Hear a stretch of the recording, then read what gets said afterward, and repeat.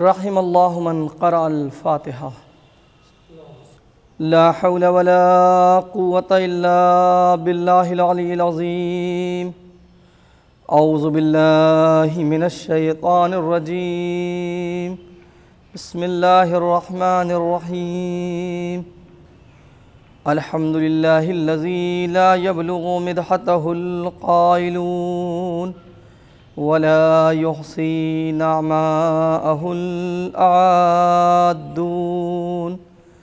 ولا يؤدي حقه المجتهدون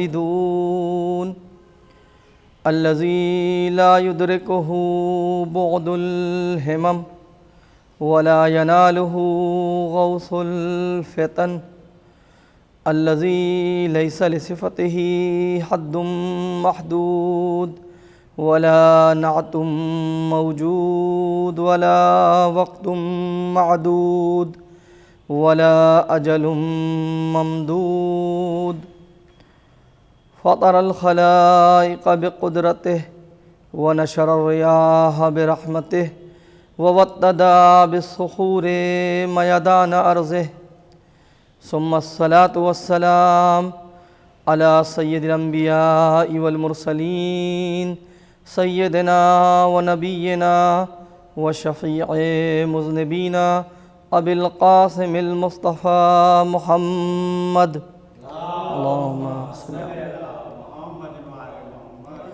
و آلہ الطیبین الطاہرین المعصومین ولعنت اللہ علی اعدائہم وغاصبی حقوقہم اجمعین اما بعد فقد قال رسول اللہ صلی اللہ علیہ وآلہ وسلم ان الحسین مصباح الہدی وسفینۃ النجاہ۔ درود بھیج دیں بر محمد وآل محمد۔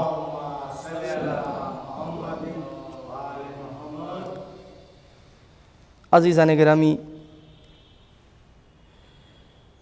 محرم کا آغاز ہو چکا ہے اور آج کی مجلس کے لیے جس حدیث شریف کو سرنامہ سخن قرار دیا ہے وہ نبی اکرم صلی اللہ علیہ وآلہ وسلم کی مشہور و معروف حدیث ہے کہ جس میں آپ نے امام حسین علیہ السلام کے تعلق سے ارشاد فرمایا کہ بے شک حسین چراغ ہدایت ہیں اور کشتی نجات ہیں۔ لہٰذا آج ایک منفرد موضوع پر اور ایک مختلف موضوع پر آپ سے گفتگو کرنا ہے مجھے، اور وہ موضوع ہے فاتح کربلا کی فتح کے جلوے۔ فاتح کربلا کون؟ سب کو معلوم ہے، ساری دنیا جانتی ہے کہ فاتح کربلا یعنی حضرت ابا عبداللہ الحسین علیہ السلام۔ اور اسی کے ساتھ ایک اشارہ کرنا ہے آخر میں اگر موقع ہوا کہ امام حسین علیہ السلام کو حاصل ہونے والی نصرت الہی، یعنی امام حسین علیہ السلام کو وہ کون سی الہی مدد حاصل ہوئی کہ جس کے نتیجے میں آپ فاتح کربلا ہیں۔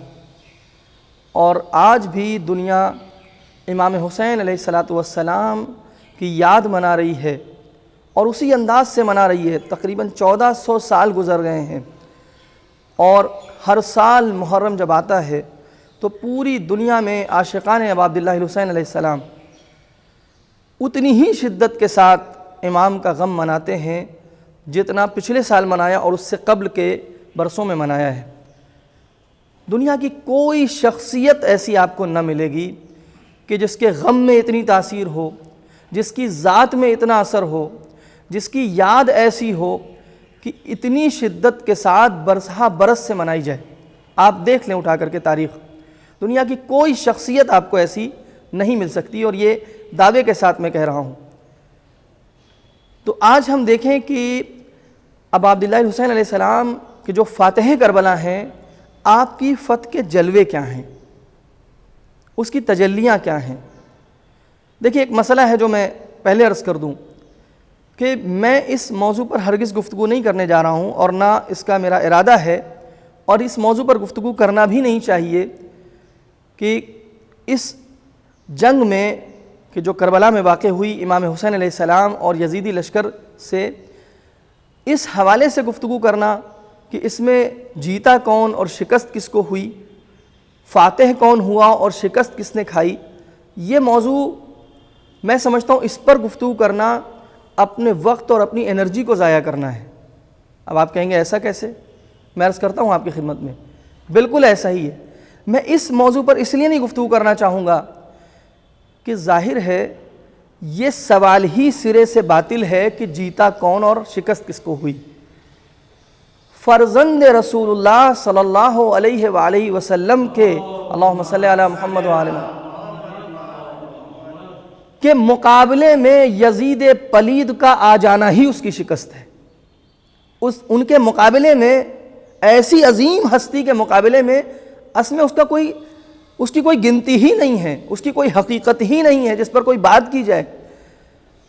بھئی فتح و شکست کے سلسلے میں تو تب گفتگو ہوگی کہ جب دو برابر کی شخصیتیں ہوں۔ ایک شخصیت کہ جس کے بارے میں سب جانتے ہیں کہ وہ کتنی عظیم شخصیت ہے، اس کے کمالات کیا ہیں، اس کے فضائل کیا ہیں، اس کا مرتبہ کیا ہے، اس کا مقام کیا ہے، اور دوسری طرف کون ہے؟ دوسری طرف ایک نابکار ابن نابکار ہے، دعی ابن دعی ہے، پست ابن پست ہے، اس کی حقیقت کیا ہے؟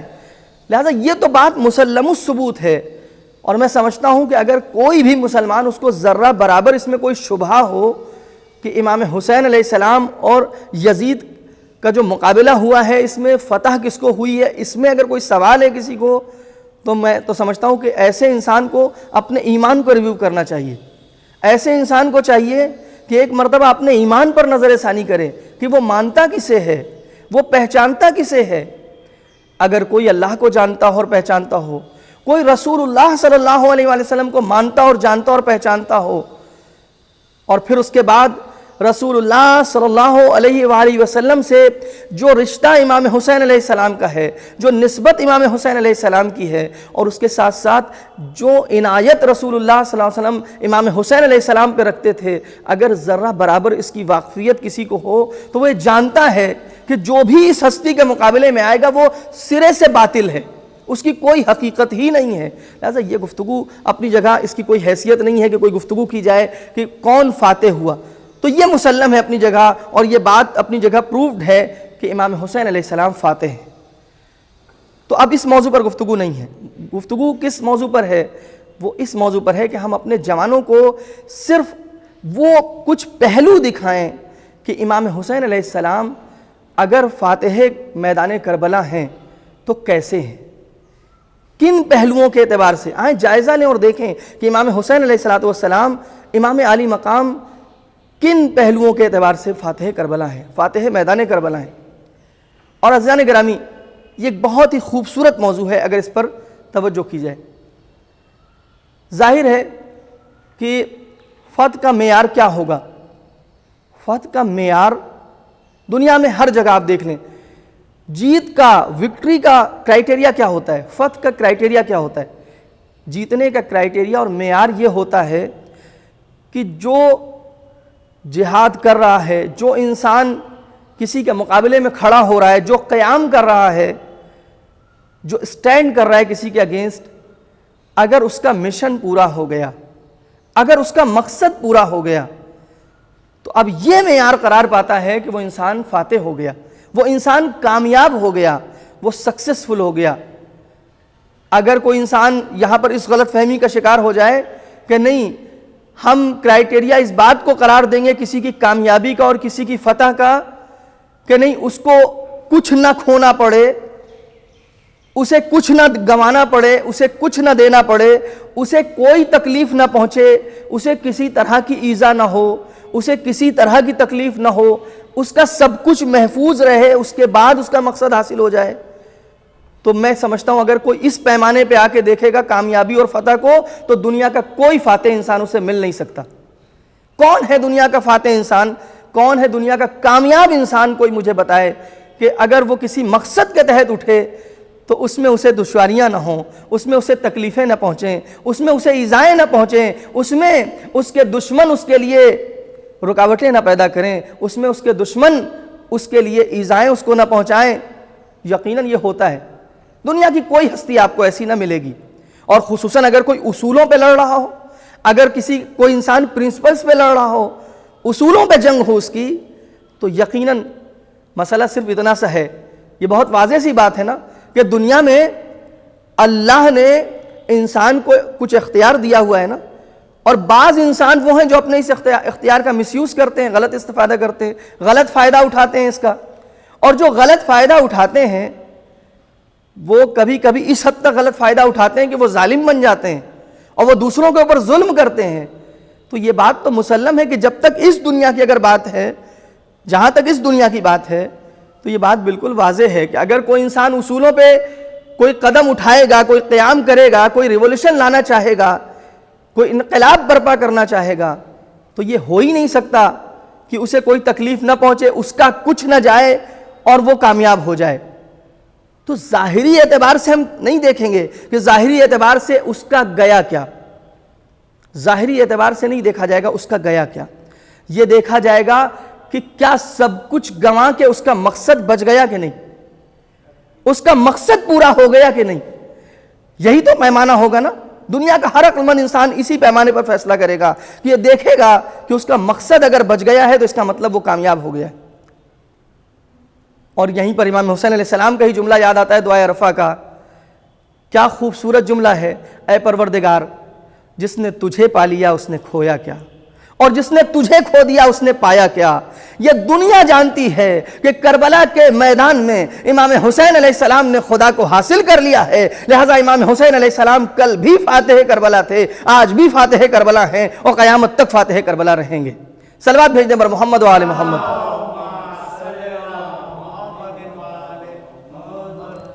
لہٰذا یہ سوچنا ہی غلط ہے اور یہ تصور ہی بالکل سرے سے باطل ہے کہ کون جیتا اور کون ہارا۔ ایک اور مسئلہ عرض کر دوں، بہت واضح سی بات ہے، اسی حدیث شریف کو جو میں نے عنوان قرار دیا کہ بے شک رسول گرامی اسلام صلی اللہ علیہ وسلم فرما رہے ہیں کہ بے شک حسین چراغ ہدایت اور کشتی نجات ہیں۔ اب اگر امام حسین علیہ السلام کی ذات چراغ ہدایت ہے، کشتی نجات ہے، تو بالکل واضح ہے کہ جو اس چراغ ہدایت کے مقابلے میں آئے گا وہ کیا ہوگا؟ وہ ظلمت ہوگا، وہ ضلالت و گمراہی ہوگا، اس کے علاوہ تو کچھ نہیں ہو سکتا نا۔ کیونکہ جب یہ رسول اسلام نے سند دے دی اپنے نواسے کو کہ یہ چراغ ہدایت ہیں، تو جو بھی ان کے مقابلے میں آ جائے وہ کیا ہوگا؟ وہ تو پھر ظلمت ہوگا، تاریکی ہوگا اور ضلالت ہوگا۔ دوسرا مسئلہ، یہ نجات کی کشتی ہیں، جب یہ نجات کی کشتی ہیں تو جو ان کے مقابلے میں آئے گا وہ ہلاک ہوگا، اس کے یہاں ہلاکت ملے گی، یہاں نجات ملے گی وہاں ہلاکت ملے گی، یہاں ہدایت ملے گی وہاں ضلالت ملے گی۔ صلوات بھیجیں پر محمد و آل محمد۔ ایک اور اشارہ کرتا چلوں آپ کی خدمت میں، جلدی جلدی باتوں کو پہنچانا ہے آپ تک۔ آیہ مباہلہ کیا کہہ رہی ہے؟ آیہ مباہلہ کہہ رہی ہے کہ جب اللہ کی طرف سے اللہ کے حبیب کو یہ حکم ملا کہ ان سے کہنے کہ تم اپنے بیٹوں کو لاؤ اور ہم اپنے بیٹوں کو لائیں، تو تاریخ اس بات کی گواہ، اور سب نے اس بات کو لکھا ہے، تمام مفسرین نے لکھا ہے، اہل سنت حضرات نے بھی لکھا ہے اور مفسرین نے لکھا ہے۔ اگر کسی کو دیکھنا ہے جا کے مختلف تفاسیر ہیں اس میں جا کے دیکھ لے، شواہد التنزیل ایک سر دست حوالہ دے دیتا ہوں، شواہد التنزیل اس میں جا کے دیکھ لیں، اور دیگر تفاسیر ہیں اس میں جا کے دیکھ لیں۔ اب نہ آنا جب حکم آیا کہ آپ کہہ دیجئے کہ تم اپنے بیٹوں کو لاؤ ہم اپنے بیٹوں کو لائیں، تو ابنا انا کے طور پہ رسول اللہ صلی اللہ علیہ وسلم کس کو لے کے گئے؟ سب اس بات کے گواہ ہیں کہ کسے لے کے گئے؟ حسنین کریمین کو لے کے گئے۔ امام حسین علیہ السلام اس میں شامل ہے نا ابنا انا میں۔ مباہلہ ہے کیا؟ مباہلہ سچوں کا مقابلہ ہے جھوٹوں سے، سب کو معلوم ہے۔ مباہلہ کسے کہتے ہیں؟ اصل میں ادھر کچھ سچے ہیں اور ایسے سچے نہیں جو حق ہو اسے بولتے ہوں، توجہ کیجئے گا، یہ وہ سچے نہیں ہیں کہ جو حقیقت ہو اسے بولتے ہوں، یہ وہ سچے ہیں کہ جو بولتے ہیں وہ حقیقت ہو جاتا ہے۔ یہ عام سچے نہیں ہیں، انہیں کوئی عام سچا نہ سمجھے، ایسے تو سچے دنیا میں اور بھی مل جائیں گے۔ یہ وہ سچے ہیں کہ جو بول دیں وہ حقیقت بن جاتا ہے۔ چنانچہ سچوں کو لے جایا گیا جھوٹوں کے مقابلے میں، اور ادھر نتیجہ یہ ہوا کہ جب نصارہ نجران نے دیکھا تو فوراً پیچھے ہٹ گئے، سرنڈر کر دیا انہوں نے، اس کا مطلب یہ ہوا کہ یہ سچے ہیں اور جو ان کے مقابلے میں آ جائے وہ جھوٹا ہے۔ ثابت ہے نا، آیہ مباہلہ سے ثابت ہے کہ یہ سچے ہیں اور جو بھی ان کے مقابلے میں آ جائے وہ جھوٹا ہے۔ میرے دوستوں، تو یہ بات واضح ہو گئی کہ جھوٹا کبھی کامیاب نہیں ہو سکتا نا۔ یہ تو ہر عقل مند انسان تسلیم کرے گا، ہر سمجھدار انسان اس بات کو تسلیم کرے گا، اور سبھی یہ کہتے ہیں کہ جھوٹا انسان ہو سکتا ہے وقتی طور پہ، ہو سکتا ہے کوئی جھوٹا انسان وقتی طور پہ ہو سکتا ہے اسے تھوڑی سی کامیابی حاصل ہو جائے، لیکن یہ بات مسلم ہے کہ کوئی بھی جھوٹا انسان حقیقت میں کبھی کامیاب نہیں ہو سکتا۔ اور ابنانا کی دلیل یہ کہہ رہی ہے، اور ابنانا کی لفظ یہ بتا رہی ہے کہ امام حسین علیہ السلام ایسے سچے ہیں، اور یہ وہ سچی ذات ہے کہ جس کے مقابلے میں نجران بھی سر تسلیم جھکا دیتے ہیں۔ اب یہاں کسی عام مسلمان کی تو حیثیت ہی کیا ہے، سارے عام مسلمان اس بات کو تسلیم کریں گے کہ یہ سچے ہیں، اور ان کے مقابلے میں جو آ جائے وہ جھوٹا ہے، اور جھوٹا کبھی کامیاب نہیں ہو سکتا۔ اس لیے بات واضح ہے کہ امام حسین علیہ السلام کامیاب تھے، کامیاب ہیں اور کامیاب رہیں گے۔ صلوات بھیجیں بر محمد و آل محمد۔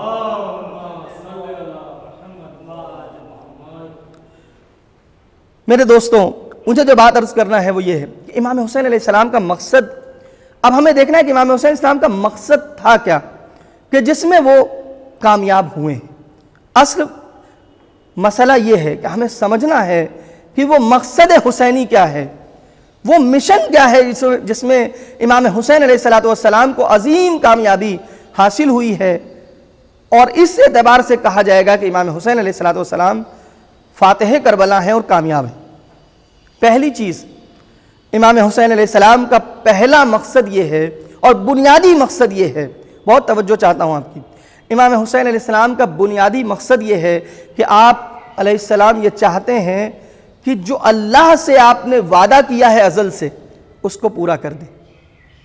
جو ازل سے آپ کا مالک سے وعدہ ہے اس کو نبھا دیں، اس وعدے کو پورا کر دیں، اور وہ وعدہ جو آپ نے رسول اللہ صلی اللہ علیہ وآلہ وسلم سے کیا ہے اس کو نبھا دیں، اس کو پورا کر دیں۔ اسی وجہ سے تو کہا جاتا ہے کہ وعدہ طفلی کو نبھانے کے لیے امام حسین علیہ السلام نے اپنے عزیز وطن کو چھوڑا۔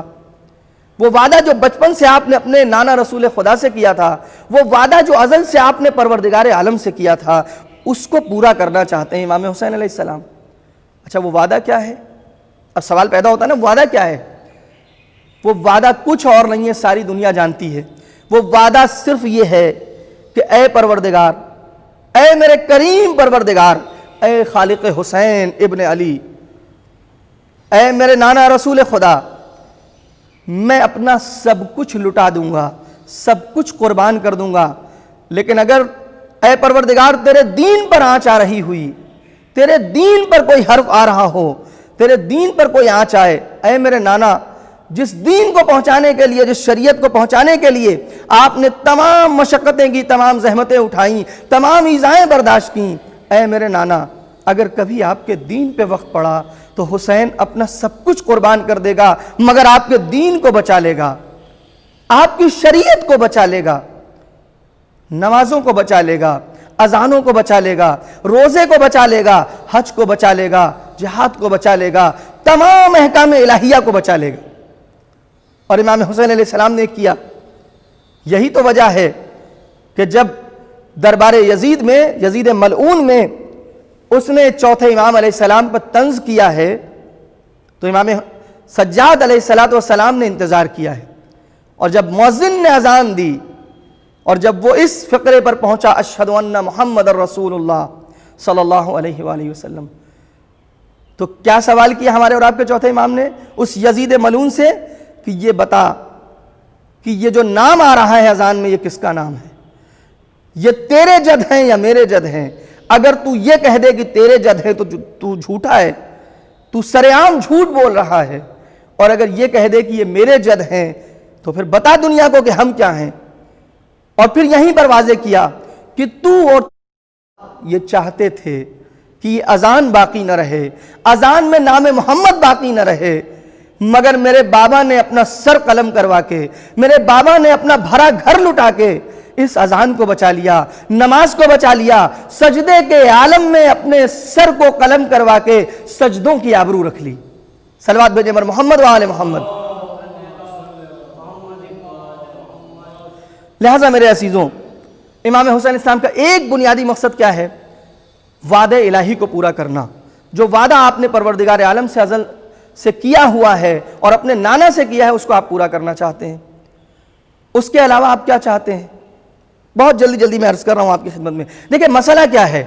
اصل مسئلہ یہ ہے میرے دوستوں کہ ایک طرف یہ نظام الہی ہے، ایک طرف یہ الہی نظام کے نمائندے ہیں، اور ایک طرف وہ ابلیسی نظام ہے، شیطانی نظام ہے، طاغوتی نظام ہے جس کے نمائندے ہیں۔ الہی نظام کے نمائندے کون؟ حسین ابن علی علیہ السلام۔ اور اس طاغوتی نظام اور ابلیسی نظام کا نمائندہ کون ہے؟ وہ یزید ملعون، یزید پلید اور اس کے تمام کارندے۔ وہ کیا چاہتے ہیں اور امام حسین علیہ السلام کیا چاہتے ہیں؟ وہ یہ چاہتے ہیں کہ امام حسین علیہ السلام کا مقصد پورا نہ ہو۔ وہ اپنی تمام تر کوششیں کر رہے ہیں اور رکاوٹیں ایجاد کر رہے ہیں کہ امام علی مقام اپنے مقصد تک نہ پہنچیں، اور امام علی مقام اپنی تمام تر کوششیں کر رہے ہیں کہ میں وہ مقصد حاصل کر لوں۔ یزید ملعون کیا دعویٰ کر رہا ہے کہ کوئی وحی نہیں آئی، کوئی شریعت نہیں آئی، کوئی قرآن نہیں آیا، ان سب باتوں کا انکار، یہ سب بنی ہاشم کا ڈھونگ ہے۔ یعنی گویا پورے دین کو سرے سے ختم کرنا چاہتا ہے۔ اور امام علی مقام کیا چاہتے ہیں؟ امام علی مقام یہ چاہتے ہیں کہ نہیں، دین محفوظ رہ جائے، دین کو بچانا ہے، دین کا تحفظ کرنا ہے، وہ دین الہی جو پروردگار نے بھیجا ہے۔ لہٰذا اب آپ دیکھ لیں یہاں سے کہ اس نے اپنے تمام حربے استعمال کیے، تمام طاقتیں استعمال کی اس نے اپنے مقصد کو حاصل کرنے کے لیے کہ دین الہی مٹ جائے۔ اور امام علی مقام کیا کر رہے ہیں؟ ادھر سے اپنی تمام کوششیں کر رہے ہیں کہ دین الہی محفوظ رہے، اللہ کا دین محفوظ رہے۔ اور امام اپنی اس کوشش میں کامیاب ہیں، امام اپنی اس کوشش میں پوری طرح سے کامیاب ہیں، اس لیے کہ امام علی مقام نے دین کا کوئی بھی حکم مٹنے نہ دیا، دین کی کوئی چھوٹی سے چھوٹی بات مٹنے نہ دی۔ بس مسئلہ یہ ہے کہ دیکھنا یہ ہے کہ ہم دین لے کہاں سے رہے ہیں، دین لے کس سے رہے ہیں؟ کیا ہم اس دروازے سے دین لے رہے ہیں جو رسول اللہ نے کھولا تھا ہمارے لیے، اور جس کے لیے آپ نے ارشاد فرمایا تھا کہ میں شہر علم ہوں اور علی اس کا دروازہ ہے؟ اسی دروازے سے دین لے رہے ہیں؟ دیکھیں ایک مسئلہ ہے، میں عرض کر دوں یہاں پر بات کو روک کے۔ بعض اوقات بعض لوگ یہ کہتے ہیں کہ یہ تاریخی بحثیں کیوں چھیڑتے ہیں کہ حق کس کا تھا، اب کیا وہ حکومت واپس مل جائے گی؟ نہیں جناب، حکومت واپس نہیں ملے گی، یہ ہمیں بھی پتہ ہے، لیکن اب بھی اس بحث کا موضوع ہے۔ کیوں اس بحث کا موضوع ہے؟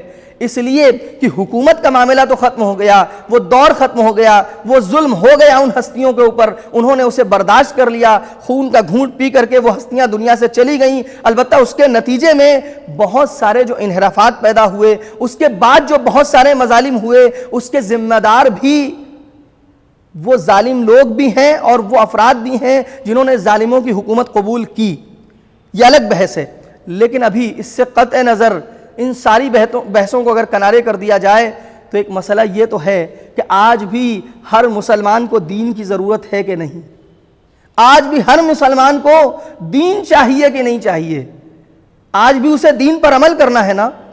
سوال یہ ہے کہ یہ دین وہ کہاں سے لے گا؟ یہ دین وہ کن ہستیوں سے لے گا؟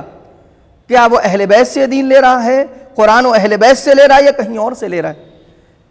اس پر سوالیہ نشان ہے ساری امت کے لیے، اور اس پر غور و فکر کرے پوری امت مسلمہ کہ ہم بعد وفات رسول صلی اللہ علیہ وآلہ وسلم دین کہاں سے لیں گے، دین کس سورس سے لیں گے؟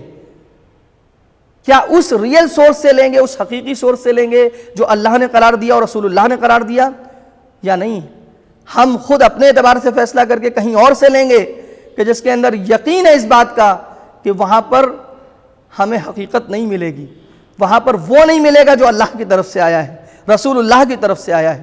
لیکن ہر عقل مند انسان اسی سورس سے دین کو لے گا جہاں پر اسے پورا اطمینان ہو کہ یہ دین ہم اس گھر سے لے رہے ہیں جس گھر میں آیا تھا۔ ایک مثل مشہور ہے عربی کی، کہا جاتا ہے کہ اہل البیت ادری ما فی البیت، گھر والے زیادہ بہتر جانتے ہیں کہ گھر میں کیا ہے، وہ لوگ زیادہ بہتر بتائیں گے کہ وحی کیا نازل ہوئی رسول اللہ پر اور اللہ کی طرف سے کیا حکم اللہ کے حبیب پر نازل ہوا، جو گھر والے ہیں یا باہر والے زیادہ بہتر بتائیں گے؟ یہ سوال ہے پوری امت کے لیے، اس پر غور و فکر کرے۔ بس میں نے ایک گوشہ دے دیا ہے یہ تمام لوگوں کے لیے کہ یہ لمحہ فکریہ ہے۔ اب میں عرض کروں آپ کی خدمت میں دوسرا مقصد امام علی مقام کا کیا ہے، جلدی جلدی بات کو آگے بڑھا رہا ہوں۔ دوسرا مقصد امام کا کیا ہے؟ دوسرا مقصد امام حسین علیہ السلام کا یہ ہے کہ امام یہ چاہتے ہیں کہ امام شفاعت کریں اور امام وسیلہ بنے پوری امت کی ہدایت کے لیے۔ امام وسیلہ بنے پوری امت کی ہدایت کے لیے، امام شفاعت کریں پوری امت کی، بلکہ نہیں، تھوڑا سا اور دائرے کو بڑھا کے عرض کروں، امام صرف امت کے لیے شفیع نہیں بننا چاہتے، امام تو اصل میں حجت پروردگار ہوتا ہے نا، امام واسطہ فیض ہوتا ہے، یعنی اللہ سے فیض کو لیتا ہے، مخلوقات تک پہنچاتا ہے۔ امام حسین علیہ السلام اپنی قربانیوں کے ذریعے سے نہ صرف یہ کہ امت اور انسانوں کے لیے شفیع بننا چاہتے ہیں، وسیلہ بننا چاہتے ہیں پروردگار تک پہنچانے کا، بلکہ امام علی مقام یہ چاہتے ہیں کہ تمام جو عوالم ہیں، تمام جو کائنات اور اس میں جتنی مخلوقات ہیں، ان سب کے لیے امام علی مقام شفاعت کرنا چاہتے ہیں، ان سب کو خدا سے جوڑنا چاہتے ہیں، ان سب کو خدا تک پہنچانا چاہتے ہیں۔ یہ ہے امام کا دوسرا اہم ترین مقصد۔ امام چاہتے ہیں سب کو اس منزل تک پہنچایا جائے، اور یہی وجہ ہے کہ جس نے امام کی امامت کو اور ولایت کو قبول کر لیا، جس نے امام حسین علیہ السلام سے اپنے آپ کو وابستہ کر لیا، جس کے دل میں امام کی محبت آتی گئی، ولایت آتی گئی، اس کو یہ شفاعت نصیب ہوتی چلی گئی، چاہے وہ امت والے ہوں، چاہے وہ انسان ہوں یا غیر انسان ہوں۔ یہ معاملہ صرف انسانوں کا نہیں ہے میرے دوستوں، معاملہ بہت آگے تک ہے، معاملہ فرشتوں تک کا ہے، معاملہ دوسری مخلوقات تک کا ہے، معاملہ جنوں تک کا ہے، یہ صرف انسانوں تک محدود نہیں ہے، اس لیے کہ یہ شخصیتیں محدود تھی ہی نہیں دنیا تک، یہ آئی تھی دنیا میں ہماری ہدایت کے لیے، مگر کوئی یہ تصور کرے کہ یہ شخصیتیں اس دنیا تک محدود تھیں تو نہیں میرے عزیزوں، یہ حجت پروردگار ہیں، یہ خلیفۃ اللہ ہیں، لہٰذا مرکز ان کا زمین ہوتا ہے مگر ان کی خلافت آسمانوں تک ہوتی ہے، مرکز ان کا زمین ہے، ہیڈ کوارٹر ان کا زمین ہے، مگر ان کی رسائی جو ہے وہ آسمانوں تک ہے، تمام عوالم تک ہے، تمام مخلوقات تک ہے۔ لہٰذا امام علی مقام دوسرا مقصد یہ لے کے چلے ہیں کہ میں اپنی قربانیوں کے نتیجے میں وہ مقام پروردگار سے حاصل کروں کہ اب لوگ میرے ذریعے سے ہدایت حاصل کریں، لوگ میری شفاعت کے ذریعے سے نجات حاصل کریں۔ یہ دوسرا مقصد ہے امام کا کہ میں تو قربان ہو جاؤں، میرا خانوادہ قربان ہو جائے، میرا کنبہ قربان ہو جائے، لیکن اس کے بعد اب پروردگار عالم مجھے وہ مقام عطا کرے کہ لوگ میرے ذریعے سے ہدایت حاصل کریں۔ یعنی گویا امام دستگیری کرنا چاہتے ہیں، امام ہاتھ پکڑ کے پہنچانا چاہتے ہیں، اور دنیا جانتی ہے کہ امام اپنے اس مقصد میں بھی کامیاب ہے۔ میں کہتا ہوں آپ کی خدمت میں عرض کروں کہ آج بھی دنیا دیکھ لے، آج بھی اس بات کا دنیا اندازہ لگا لے میرے دوستوں کہ ہم دیکھتے ہیں کہ آج امام حسین علیہ السلام بظاہر تو ہمارے سامنے نہیں ہے، لیکن آج بھی وہ دستگیری کر رہے ہیں، آج بھی وہ شفاعت کر رہے ہیں۔ یہی تو وجہ ہے کہ وہ جگہیں جہاں ان کا ذکر ہو رہا ہے، جہاں ان کا صرف تذکرہ ہو رہا ہے، جہاں ان کی یاد منائی جا رہی ہے، جہاں ان کے نام پہ فرش عزا بچھ رہا ہے، جہاں ان کے نام پہ مجلسیں بپا ہو رہی ہیں، جہاں ان کے نام پہ عزاداری ہو رہی ہے، آپ نے دیکھا ہوگا اور بہت ساری ایسی مثالیں ہیں کہ آج بھی یہ چراغ ہدایت اسی آب و تاب کے ساتھ روشن ہے۔ آج بھی جو لوگ ذرہ برابر اس چراغ سے وابستہ ہو جاتے ہیں انہیں ہدایت بھی مل جاتی ہے، نجات بھی مل جاتی ہے۔ ایسے نہ معلوم کتنے واقعات ہیں، لیکن وقت نہیں کہ میں عرض کروں۔ آپ نے سنا ہوگا، بہت سارے لوگوں کو آپ نے فرش عزا پہ منقلب ہوتے ہوئے دیکھا ہوگا، آپ نے بہت سارے افراد کو دیکھا ہوگا کہ انہی مجلسوں کے فیض سے کتنا بدل گئے ہیں۔ کچھ ایسے بھی آپ کو ملے ہوں گے جن کا عقیدہ بدل گیا ہے، کچھ ایسے ملے ہوں گے جن کا عمل بدل گیا ہے، پہلے کچھ اور تھے عمل کے لحاظ سے، اب ان کا عمل بہتر ہو گیا ہے۔ یہ کون ہے جو دستگیری کر رہا ہے؟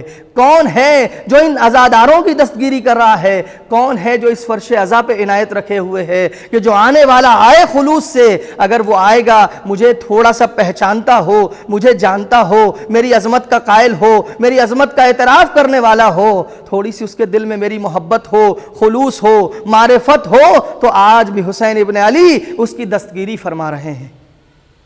اب تیسری اور آخری بات، اور یہیں پہ روک رہا ہوں بات کو، باتیں بہت سی تھیں مگر سب کو چھوڑ دیا، آخری بات عرض کرنی ہے، وہ نصرت الہی کیا ہے جو امام حسین علیہ السلام کو حاصل ہوئی، اور وہ نصرت الہی جو امام حسین علیہ السلام کو حاصل ہوئی ہے اس کے اگر دوسرے رخ کو دیکھیں تو وہ بھی امام حسین علیہ السلام کی کامیابی اور فتح کا رخ ہے۔ اب وہ نصرت کیا ہے؟ دیکھیں، یوں تو جب امام حسین علیہ السلام اس عظیم بلا اور آزمائش سے گزر رہے ہیں، دیکھیں دنیا میں آپ دیکھیں لوگ مہمان بلاتے ہیں تو مہمان کے لیے بڑے بڑے انتظامات اور اہتمام کرتے ہیں، دسترخوان سجائے جاتے ہیں۔ پروردگار نے ایک منفرد ضیافت کی ہے امام حسین علیہ السلام کی، ایک منفرد ضیافت ہے، دنیا کے تمام دستوروں سے ہٹ کے ہے۔ امام حسین علیہ السلام کی مہمانی اور میزبانی پروردگار نے کیسے کی ہے، ضیافت کیسے کی ہے؟ یہ ضیافت، اس میں ظاہری نعمتیں نہیں ہیں، اس میں کھانے پینے کی اشیاء نہیں ہیں میرے دوستوں، یہ ضیافت آزمائش اور بلا کی ضیافت ہے، یہ بلا کی مہمانی ہے، اس میں بلائیں ہیں، آزمائشیں ہیں، سختیاں ہیں، امتحانات ہیں، اور اس میں ایک مہمان کا فرض یہ ہے کہ وہ ان بلاؤں پہ حد درجہ صبر کرے۔ ایک مہمان کی ذمہ داری یہ ہے کہ وہ ان بلاؤں پر اگر حد درجہ صبر کرتا ہے تو اس کے نتیجے میں کچھ پروردگار عطا کرے گا کہ جس کا انسان اندازہ نہیں کر سکتا۔ یہ وہ ضیافت ہے کہ جس میں مہمان کو خود کچھ پیش کرنا ہے، مہمان کو اپنے گود کے پالوں کو پیش کرنا ہوگا۔ اس ضیافت بلا میں امام حسین السلام نے اس کو پیش کیا ہے میرے دوستوں۔ اب اس کے نتیجے میں امام حسین السلام کو کیا عطا کیا پروردگار نے؟ وہ نصرت الہی۔ یوں جب امام حسین السلام میدان جنگ میں آپ جنگ کر رہے ہیں اور سخت ترین منزلیں ہیں جنگ کی، تو کبھی جن آتے ہیں آ کے نصرت کا اعلان کرتے ہیں اور یہ امام سے گزارش کرتے ہیں کہ ہم آپ کی نصرت کریں، امام منع کر دیتے ہیں۔ کبھی ملائکہ آتے ہیں اور امام انہیں واپس کر دیتے ہیں، یہاں تک کہ آپ دیکھیں مقرب ترین فرشتے آ گئے مگر امام حسین السلام نے قبول نہیں کی نصرت۔ اب پروردگار عالم نے جو امتحان لیا تھا اس کے آخری مرحلے تک امام حسین علیہ السلام نے خود کو پہنچایا، اور جب پہنچایا تو اب نصرت الہی کس شکل میں آئی؟ نصرت الہی اس شکل میں آئی ہے میرے دوستوں کہ روایت یہ کہہ رہی ہے کہ امام حسین نے جو امتحان دیا ہے اس کا رزلٹ یہ دیا ہے پروردگار نے کہ اب ان کی تربت میں اللہ نے شفا رکھی ہے اور ان کی نسل میں امام زمانہ کا وجود رکھا ہے۔ فرمایا کہ وَالشِّفَاءُ فِي تُرْبَتِهِ وَالْإِمَامَةَ فِي نَسْلِهِ، امامت اب نسل امام حسن سے نہیں چلے گی، امامت اب نسل سید الشہداء سے چلے گی۔ تربت میں شفا رکھ دی، نسل میں امامت رکھ دی، اور پھر وہ آخری فرزند کہ جو آ کے اس پوری کائنات کو عدل و انصاف سے بھر دے گا، وہ آخری بیٹا آپ کا جو آ کر کے اس پوری کائنات کو جب عدل و انصاف سے بھر دے گا، تب پروردگار عالم نے جو دنیا کو پیدا کرنے کا مقصد بنایا تھا وہ پورا ہو جائے گا۔ یعنی آپ دیکھیں اب یہاں سے یہ پوری بات مکمل ہوئی کہ امام حسین علیہ السلام اپنے وعدے کو پورا کر دیا آپ نے جو اللہ سے کیا تھا، اس اعتبار سے کامیاب ہیں۔ جو رسول اللہ سے وعدہ کیا اسے پورا کر دیا، فاتح ہیں۔ دوسرے اعتبار سے امام چاہتے ہیں شفیع بن جائیں، شفاعت کا حق ادا کر دیا، کامیاب ہیں۔ اور پھر اللہ کی نصرت یوں آ گئی کہ اب امام کی نسل میں امام مہدی کا وجود رکھ دیا گیا تاکہ ان کے ذریعے سے کائنات کا جو مقصد ہے وہ پورا ہو جائے، اور پھر یہ کائنات اپنی آخری منزلوں تک پہنچ جائے اور یہ دنیا عدل و انصاف سے بھر جائے۔ لہٰذا امام مہدی کا وجود امام حسین علیہ السلام کے ذریعے سے، یہ ہے امام کی نصرت۔ اور یہی ساری چیزیں ہیں جنہیں دیکھنے کے بعد شاید وہ شریکت الحسین بہن کہ جس کی معرفت پر ہماری جانیں قربان ہو جائیں، جب وہ دیکھ رہی تھیں اور جب یزید ملعون نے طنز کیا ہے بس میں اپنی منزل پہ آ گیا ہوں اور بس مصائب کی طرف بڑھ رہا ہوں، کہ جب انہوں نے دیکھ لیا ہے ان سارے حالات کو، امام عالی مقام کی اس فتح کو جناب زینب نے جب درک کر لیا ہے اور اس خوبصورتی کو دیکھ لیا، تو جب یزید ملعون نے طنز کیا تو کیا فرمایا جناب زینب عریاں مقام نے؟ ما رأیت الا جمیلا، میں نے تو خوبصورتی کے سوا کچھ نہیں دیکھا، اس لیے کہ ہم نے دیکھا ہے کہ حسین کی عبادتیں اپنے اوج جمال پہ ہیں، حسین کے اصحاب کی وفاداری اپنے اوج جمال پہ ہے، ہم نے دیکھا ہے کہ امام حسین تو اپنے مقصد میں کامیاب ہو رہے ہیں، ہم تو یہ دیکھ رہے ہیں کہ حسین وعدہ الہی کو پورا کرنے میں کامیاب ہو گئے، حسین شفاعت کے مقام کو حاصل کرنے میں کامیاب ہو گئے، اور پھر حسین اس منزل میں کامیاب ہو گئے ہیں کہ امام حسین کی نسل سے وہ آخری بیٹا آنے والا ہے جس کو ہماری نگاہیں دیکھ رہی ہیں، تم نہیں دیکھ رہے۔ لہٰذا میرے دوستوں، یہ ہے امام حسین علیہ السلام کی فتح کے جلوے۔ لیکن ہاں، جیسا میں نے عرض کیا کہ اس میں مصیبتیں ہیں، اس میں سختیاں ہیں، اس میں آزمائشیں ہیں، اس میں امتحانات ہیں۔ کیسے کیسے امتحانات؟ پہلا امتحان یہ ہے امام حسین علیہ السلام کے لیے سب سے پہلے اپنے وطن عزیز کو چھوڑنا۔ ہر انسان کو فطری طور پہ اپنے وطن سے ایک محبت ہوتی ہے، ایک لگاؤ، اور وہ بھی ایسا وطن کہ جس میں نانا کی لحد ہو، جس میں بھائی کی قبر ہو، جس میں ماں کا مزار ہو۔ امام حسین علیہ السلام اسے چھوڑ رہے ہیں۔ امام حسین علیہ السلام جب کوفے پہنچتے ہیں اور جب مکے پہنچتے ہیں اور کوفے والوں کے پے در پے خط آتے ہیں، تو ایک مرتبہ اپنے بھائی مسلم ابن عقیل کو، اپنے چچا زاد بھائی کو امام عالی مقام نے اس بات پہ مامور کیا اور اپنا سفیر بنا کے کوفے کی طرف بھیجا کہ جائیں اور جا کر کے کوفے کے حالات کا جائزہ لیں۔ تاریخ نے بڑے عجیب مناظر لکھے ہیں، تاریخ نے بڑے عجیب حالات رقم کیے ہیں کہ جناب مسلم ابن عقیل جب امام کی سفارت کا عہدہ لے کر کے مکے سے نکلے ہیں تو امام نے ایک اور شخص کو ساتھ کیا ہے جناب مسلم کے، جو راستوں سے زیادہ واقف تھا۔ یہ دونوں جب چلے ہیں تو تاریخ میں اس طرح ملتا ہے کہ جناب مسلم ابن عقیل صحرا میں جب پہنچے تو طوفان آ گیا، اور جب طوفان آیا تو راستہ بھٹک گئے۔ راستہ بھٹکنے کے بعد اب پانی ختم ہو گیا اور جاں بلب ہو گئے پیاس سے۔ کچھ دور ابھی پہنچے تھے مکے سے باہر کی یہ حالات رونما ہوئے۔ ایسا محسوس ہوا کہ جیسے کچھ سخت منزلیں آگے آنے والی ہیں، اور یہ ساری چیزیں اس کی طرف اشارہ ہیں۔ پلٹ کے مکے واپس آتے ہیں، امام عالی مقام کی خدمت میں ان باتوں کو بیان کرتے ہیں۔ امام حسین اسلام سے سوال کرتے ہیں کہ اے مسلم، موت سے تو خوف زدہ نہیں ہو؟ جناب مسلم نے کیا جواب دیا؟ آقا، ہماری 1000 جانیں آپ پر قربان ہو جائیں، موت کا کوئی خوف نہیں ہے، مگر ہاں جو حالات دیکھے ہیں ایسا لگتا ہے کہ اب پتہ نہیں دوبارہ آپ کی زیارت نصیب ہو کہ نہ ہو، لہٰذا ہم آئے ہیں صرف اس لیے کہ ایک بار اور اپنے آقا کو جی بھر کے دیکھ۔ عزادارو، جناب مسلم کوفے پہنچ گئے۔ مجھے سارے حالات نہیں پڑھنے ہیں، بس 2-4 منٹ میں مجلس ختم ہو رہی ہے کہ جناب مسلم کوفے پہنچ گئے، اور ادھر امام حسین علیہ السلام کو انہوں نے جب کوفے والوں نے بیعت کر لی تو خط لکھ دیا کہ کوفے کے حالات آپ کے لیے سازگار ہیں، آپ کوفے تشریف لے آئیے۔ امام حسین علیہ السلام کوفے کی طرف بڑھ رہے ہیں، مگر ادھر کوفے والوں نے جناب مسلم سے اپنا رخ پھیر لیا، اور پھر حالات کچھ بدل گئے، اور ایک مرتبہ یوں حالات زمانہ میں انقلاب آیا کہ جناب مسلم اسی کوفے میں یکھو تنہا رہ گئے، جناب مسلم اسی کوفے میں غریب ہو گئے۔ جناب مسلم جو پردیسی ہیں، اب کوفے میں کوئی نہیں ہے جو مسلم غریب کو اپنے گھر میں پناہ دیتا۔ چنانچہ عالم یہ ہے کہ شب کی تاریکی ہے، مسلم غریب کوفے کی کھوچور گلیوں میں ارے در بدر جے پھر رہے ہیں۔ ایک منزل وہ آئی کہ پیاس کا غلبہ ہوا، جا کر کے توا کے گھر کی چوکھٹ پہ بیٹھ گئے۔ ارے ایک مومنہ ہے جو اپنے بیٹے کے آنے کا انتظار کر رہی ہے، دروازے کو کھولا تو دیکھا ایک شریف النفس انسان بیٹھا ہوا ہے۔ جناب مسلم نے سلام کیا مومنہ کو، پانی کی درخواست کی، پانی لا کر کے مومنہ نے دیا، جناب مسلم نے پیا۔ اللہ اللہ، ارے کوفہ اتنا بدل گیا، اب کوئی مسلم کو ایک جرعہ آب دینے والا نہیں ہے۔ عزادارو، جناب مسلم نے پانی پیا، اس کے بعد وہیں پر سر جھکا کے بیٹھے رہے۔ کچھ دیر کے بعد جب وہ مومنہ پھر دروازہ کھولتی ہے تو کیا دیکھتی ہے؟ ارے ابھی بھی وہ شخص میرے چوکھٹ پہ بیٹھا ہوا ہے۔ ایک مرتبہ عجیب سوال کر دیا، تمہیں نہیں معلوم کوفے کے حالات کتنے پرآشوب ہیں؟ ارے تم اپنے گھر کیوں نہیں چلے جاتے؟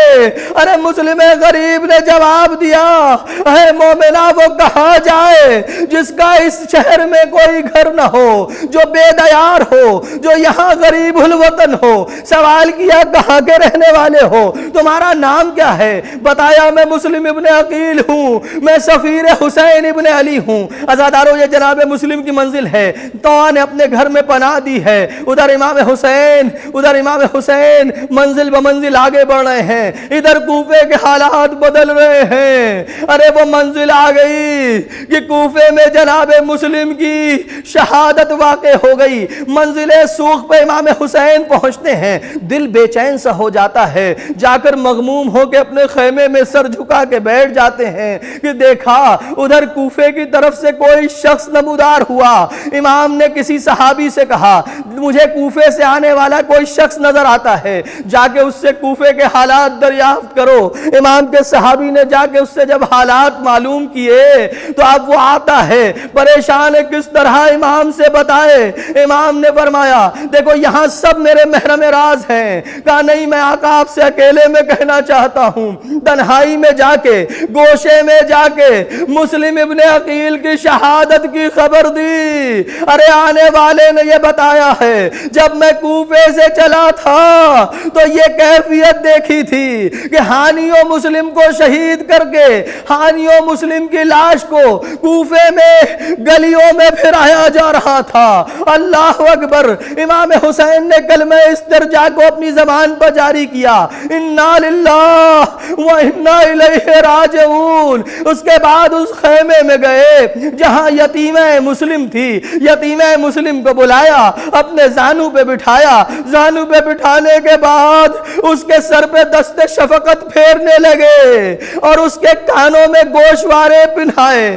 بس عزادارو مجلس ختم ہو گئی ہے۔ یہ کچھ دیر تک شفقت کرتے رہے۔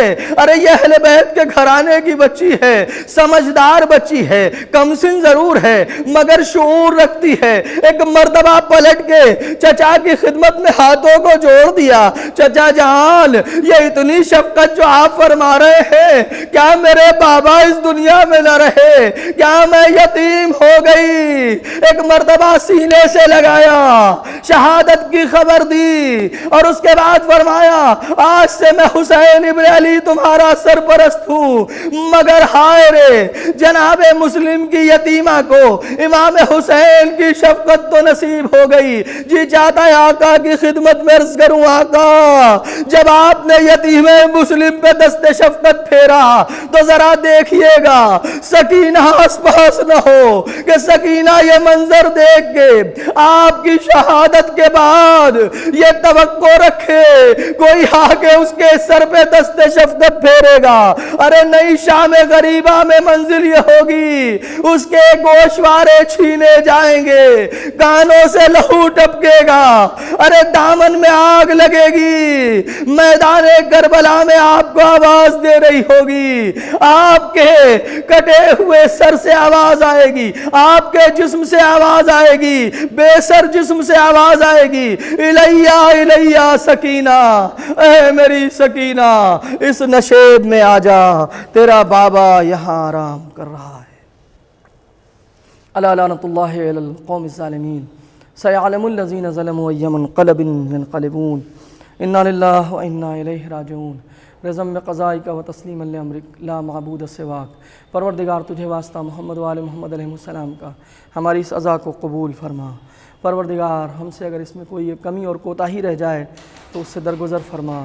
اے میرے پروردگار تجھے واسطہ محمد و آل محمد علیہ السلام کا ہمیں اس محرم میں زیادہ سے زیادہ معرفت کے ساتھ امام حسین علیہ السلام کا غم منانے کی توفیق عطا فرما۔